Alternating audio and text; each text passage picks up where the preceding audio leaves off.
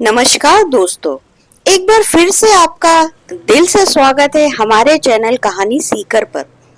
उम्मीद करती हूँ आपको ये प्रस्तुति पसंद आएगी। तो चलिए आज की कहानी हम शुरू करते हैं।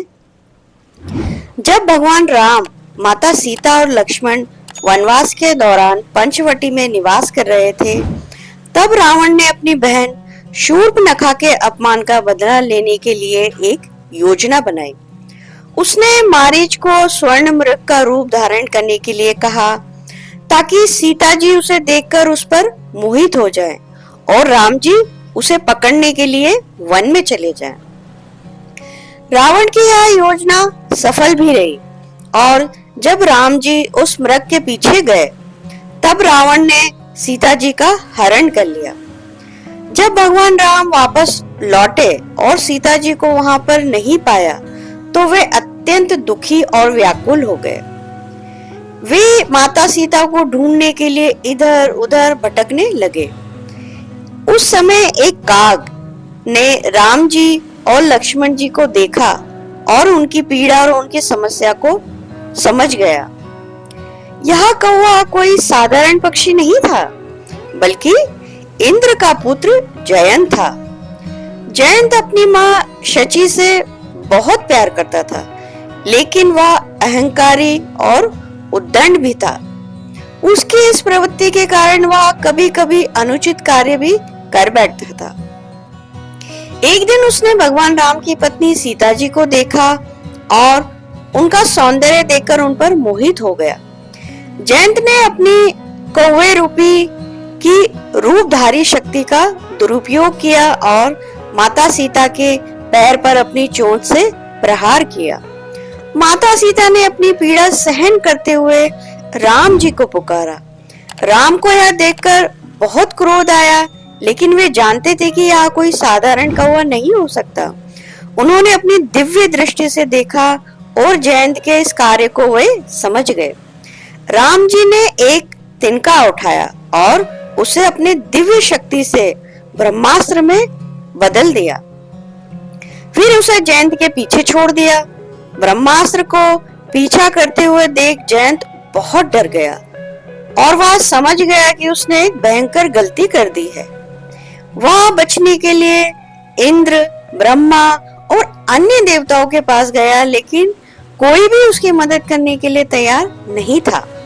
सबने कहा कि उसे अपने कर्मों का फल तो भोगना ही पड़ेगा और उसे राम जी के पास ही जाकर शरण लेनी होगी।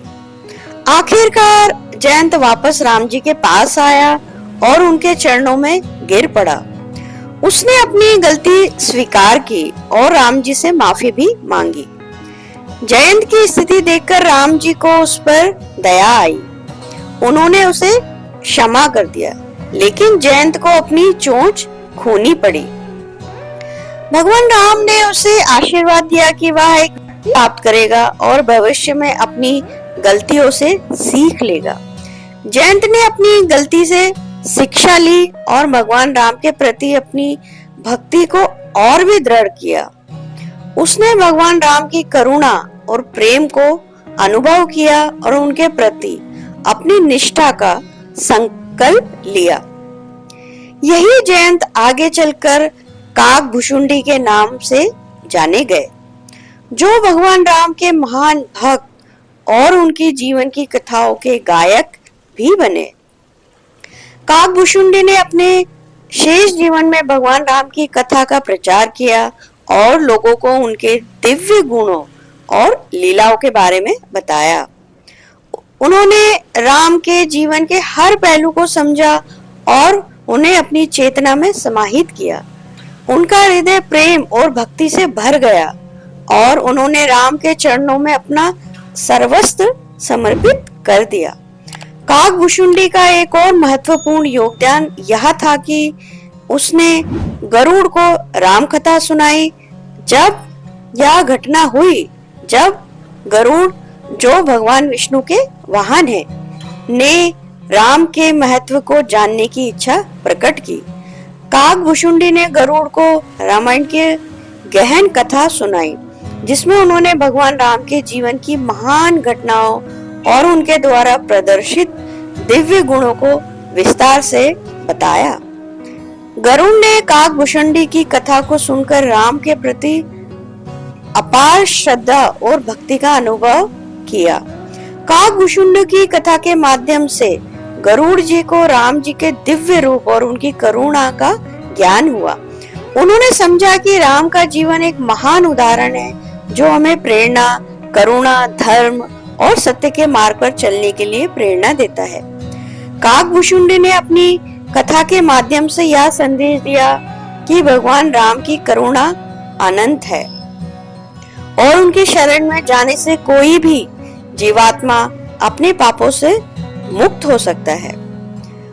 उन्होंने यह भी सिखाया कि भगवान राम का प्रेम और दया केवल मनुष्यों तक सीमित नहीं है, बल्कि सभी जीव जंतुओं, यहाँ तक कि सबसे छोटे और साधारण प्राणियों तक भी पहुँचती है।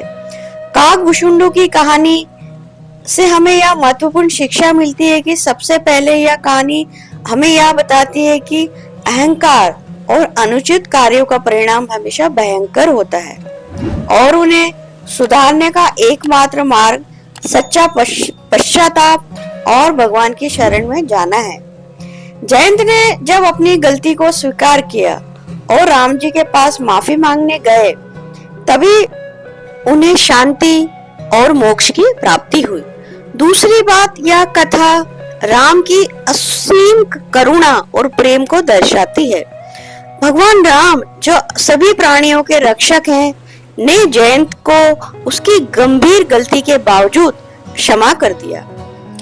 इससे यह सिद्ध होता है कि भगवान की दया और करुणा इतनी विशाल है कि वह किसी भी पापी को माफ कर सकती है, यदि वह सच्चे हृदय से पश्चाताप करे। तीसरी बात, यह कथा हमें यह भी सिखाती है कि भक्ति का मार्ग हमें ज्ञान और मोक्ष की ओर ले जाता है। काकभूषुंडी ने अपने जीवन को राम की भक्ति में समर्पित कर दिया और उनके जीवन की महान घटनाओं को समझा। उन्होंने अपने अनुभवों को दूसरों के साथ साझा किया, जिससे उन्हें भी राम की महिमा का ज्ञान प्राप्त हुआ। अंत में काकभूषुंडी की यह कहानी हमें बताती है कि भगवान राम का प्रेम और करुणा सर्वव्यापी है, चाहे वह किसी भी प्राणी के प्रति हो। भगवान की दया और आशीर्वाद हमेशा हमारे साथ होते हैं, यदि हम सच्चे मन से उनके शरणागत हो जाते हैं। जय श्री राम। दोस्तों, अगर आपको हमारी ये प्रस्तुति पसंद आई हो तो हमें कमेंट करना ना भूलें, लाइक और शेयर अवश्य करें और आप हमारे चैनल पर पहली बार आए हैं तो चैनल को सब्सक्राइब अवश्य करें। अब मैं आपको मिलूंगी अगले वीडियो में एक और नई ज्ञानवर्धक कहानी के साथ। तब तक के लिए धन्यवाद।